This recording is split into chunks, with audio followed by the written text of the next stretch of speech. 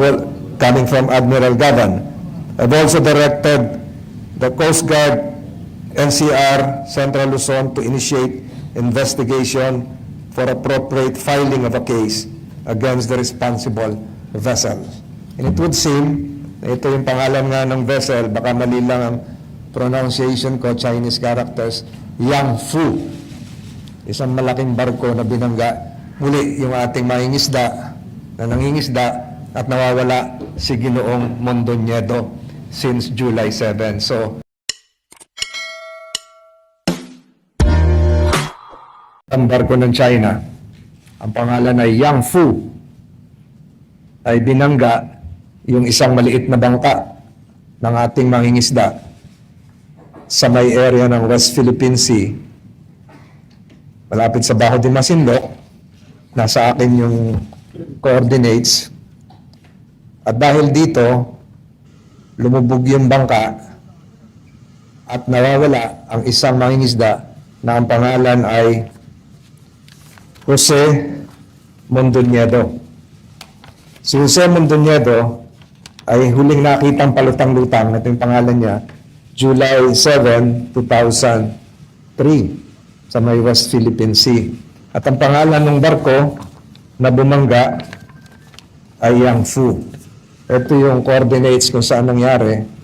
At kagabi ay nagbigay ng update sa akin si Admiral Gavan, ang chief ng Philippine Coast Guard, kung saan sinasabi niya at kinumpirma niya. Ito yung text niya. Good evening, sir. Hinahanap na po natin since July 7, sir. As soon as reported po sa atin, sir, ng Coast Guard Vessel 4003, did first as it's been patrolling Bajo de Masinloc. Then today, Coast Guard Vessel 4407 relieved the ship, sir. Coming from Admiral Gavan. I've also directed the Coast Guard, NCR, Central Luzon to initiate investigation for appropriate filing of a case against the responsible vessel. And it would seem na ito yung pangalan nga ng vessel, baka mali lang ang pronunciation ko, Chinese characters, Yang Fu. Isang malaking barko na binangga. Muli yung ating mangingisda na nangingisda at nawawala si Ginoong Mondoñedo since July 7. So, yan po yung ating breaking news sa inyo. Kung matatandaan nyo, matagal-tagal na, meron din nangyaring insidente nito sa may Dalampasigan, malapit sa Pangasinan, kung saan meron tayong na-file na kaso at nag-report na rin po sa akin ng Department of Justice na kahit walang koordinasyon at tulong ang Marshall Islands, ay nasampahan na ng kaso yung isang barko. Kung matatandaan nyo, nag-hearing tayo mga ilang buwan na, matagal-tagal na yon, kung saan meron ding nasawi na mga mangingisda tayo. So ito, kumpirmado ito, July 7. Nais ko pong kunin ng pagkakataon ito para marinig nyo yung isang nag-report sa akin sa pangyayaring ito.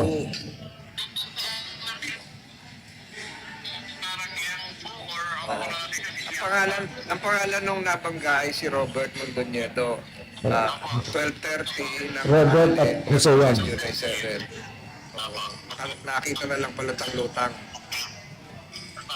Yes po, nakita siya ng isang kamada na fishing vessel. So, ano to, positive Chinese vessel yung nakabangga? May Chinese character daw po yun yung dumaan na Captain, oo. Tsaka na-report na to sa Subic Coast Guard din. Yes po, sila kay Commander po ng Coast Guard Subic siya po nakakagataan talaga. Okay, salamat po siya. Salamat. Yan po ay tinig ng isang konsihal ng San Marcelino, Zambales. Ang pangalan niya ay Councilor Lee Aquino. Okay na tayo doon. Oh. Yang po ay commercial. Yes. Hindi po, hindi militia.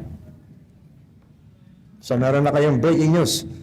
Next. May information kung authorized yung barko na yun doon po sa area?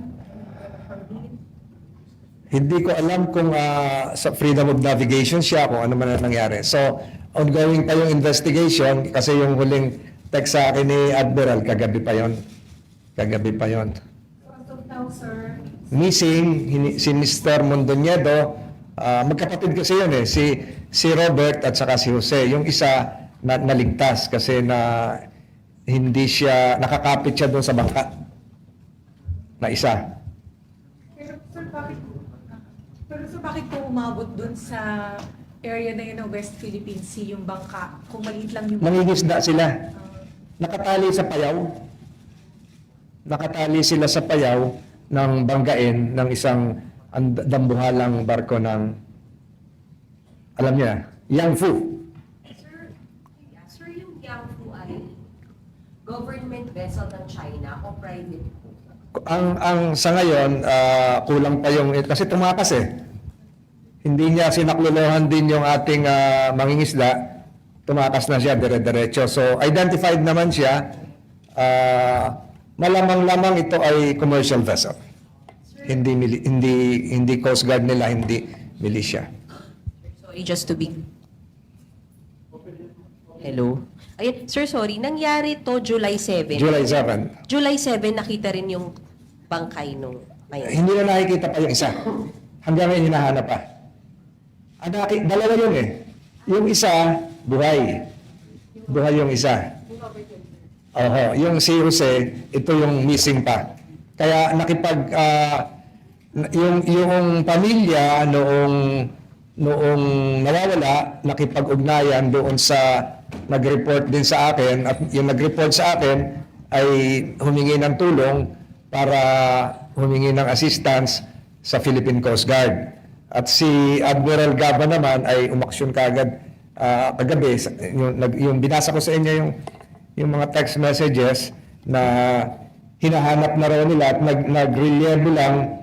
nagrelyebo lang yung dalawa nilang barko sa area, yung MRRV 4003 pinalitan ni MRRV 4407. Siguro alam niyo na MRRV, Multiple Rescue, di ba? VS Vessel, response is R. PCG yan. PCG on, Multiple Rescue Response Vessel. Sir, maybe nung ilang tao yung nangingisda? Nung bilangga? Dalawa. Dalawa lang. Missing na yung isa. Palutang-lutang nung huli nakita. Okay na, meron na kayong breaking. Sir, clarification lang. Kung sakali, anong kaso yung pwede nating isampa?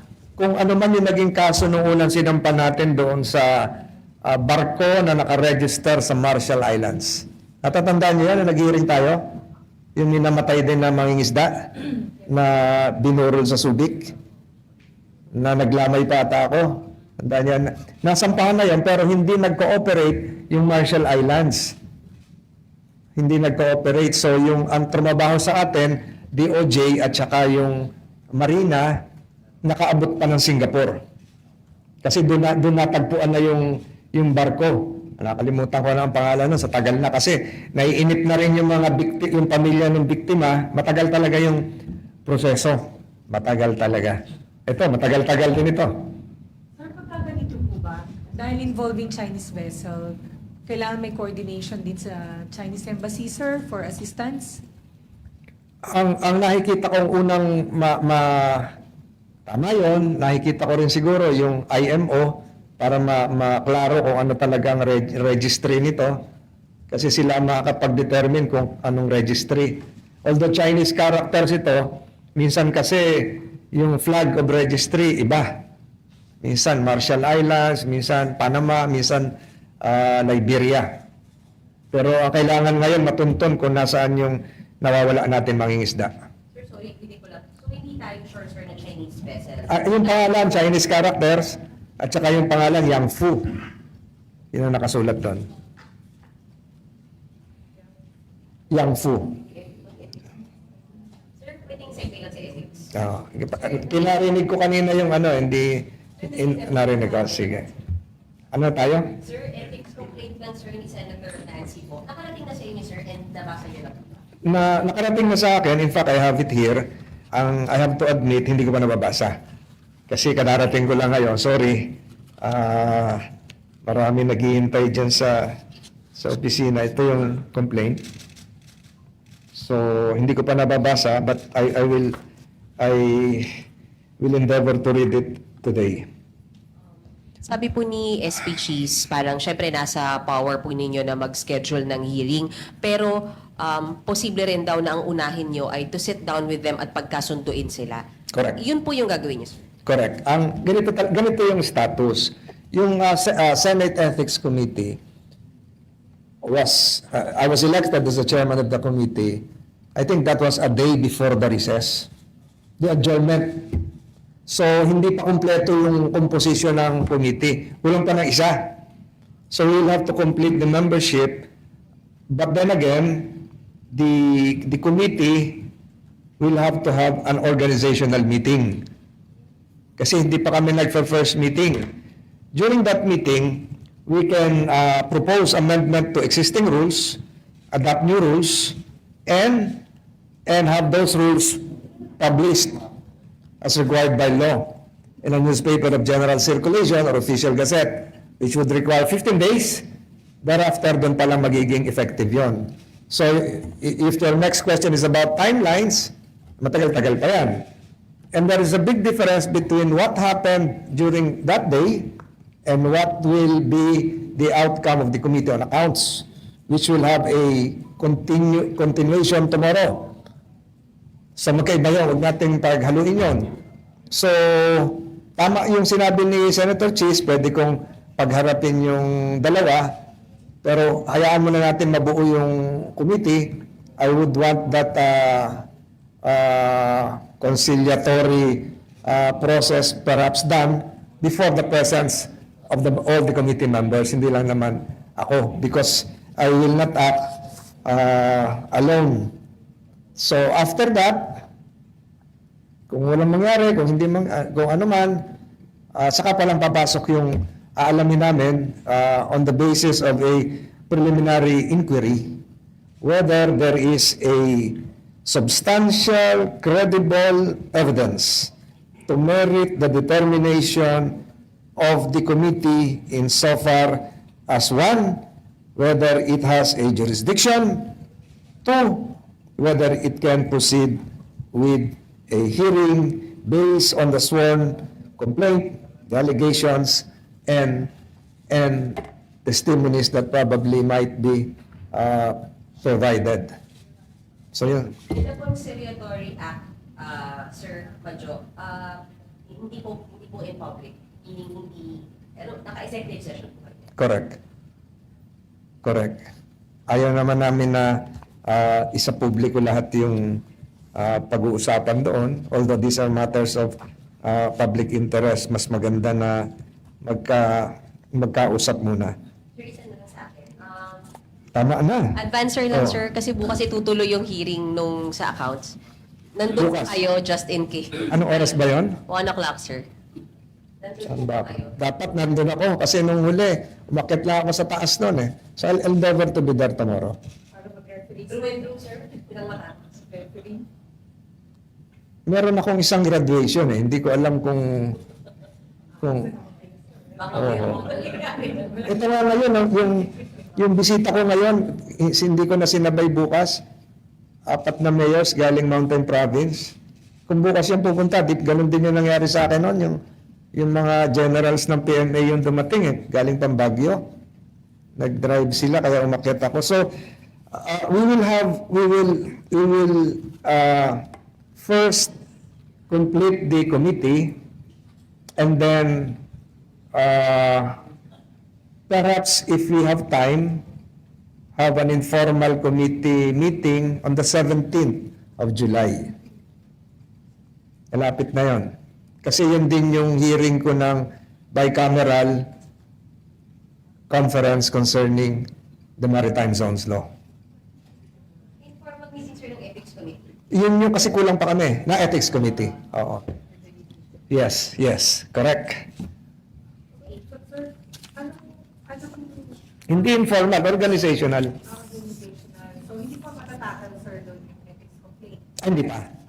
Hindi pa. So, kulang kami na isang member, tapos yung rules na siguro papadala ko sa kanila bukas doon sa mga members. Kung kulang pa man tingin ng isa, nabanggit ko ninyo, Kailangan i-elect yun ng ano ng plenary sa 22 o 23. Pero dun sa current number po ng members, you can act na. May quorum naman. Quorum na po. May quorum naman. And then so yung, sabi nyo nga, susubukan yung conciliatory. Ano yan, sir? Wala yung sa rules, di ba? Ano lang po yun? It can be adopted as part of the rules. May tradition kasing ganon. Marami na tayong marami na tayong precedents nito kung hahalukayin nyo lahat yung mga nangyari nung mga nakaraang panahon. Meron din mga conciliation nun. You have the case of a good friend, the late Harrison Alvarez, na ethics committee yon. Decided yon. Then you have the case of former Senate President JPE. Decided din yon. And then you have the Manny Villar case, which was decided but never promulgated. So marami namang mga nangyari ng mga ethics cases na na-conclude. At marami rin namang hindi na natapos. Okay. Oops. Yung reciprocal access agreement, sir. Ay. Oh. Sir, anong take nyo doon? Yun ba, sir? I am- Talagang isubmit sa Senate for concurrent. I have yet to see the final version. I saw an original draft of the RAA, and my impression is that the Japanese Diet, the Parliament, is about to approve the same. So, kagaya po na nabanggit ng mga kasamahan ko, na kung makakatulong ito sa multilateral arrangements to preserve the peace and ensure compliance with international law in the Indo-Pacific region, ay dapat po siguro mapag-aralan ng Senado kung paano po ito maipapasa ng mabilis.